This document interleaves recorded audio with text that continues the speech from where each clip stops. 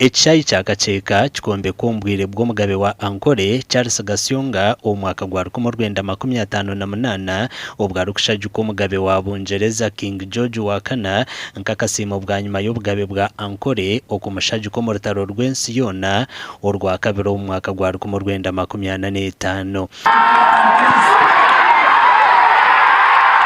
Okwiha obwo Kakyeka etwire neekozesebwa okutebeekanisa emizaano etari emwe n'emwe okukira munonga omu kyanga kya burengye rw'izooba.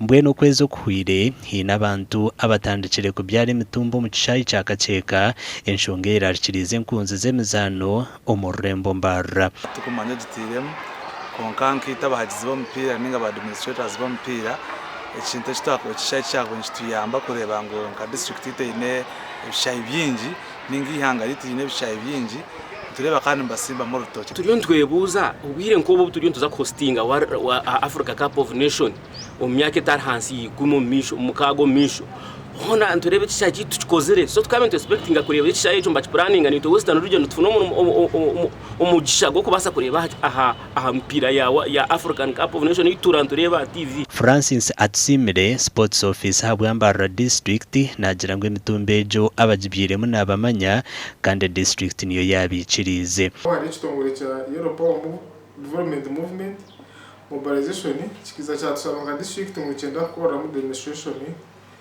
yabo. So nka partners ba groupe egyo ninga ka stakeholders ba groupe egyo so twabahiriza hakanya akutwagize bakoroho demonstration yabo. Ekishaayi eki hatendikirije n'osubwa club y'omupiira ya Mbarara City FC nkama kagayo omu mpaka za Uganda Premier League. Gubo musinde tuguteeka Kakyeka, gubo mupiira tuguteeka Kakyeka. Tukayenzire nka government ninga local council yitu aha district ninga city etuyambe ombwire butaro bice eyambo emizaano yitu eshaheji immediately orutochoro ryo ndusimbamo rubugemu okugira ngo abantu bompira nabo baganyirwemo.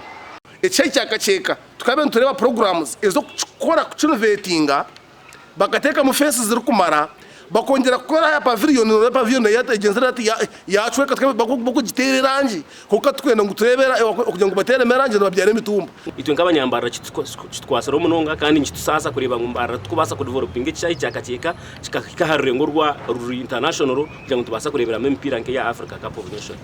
Aba National Council of Sports bakiza batushaba kutombekeramu turf ninga carpet kandi n'aba National Housing baza kumbeka fence ninga perimeter fence.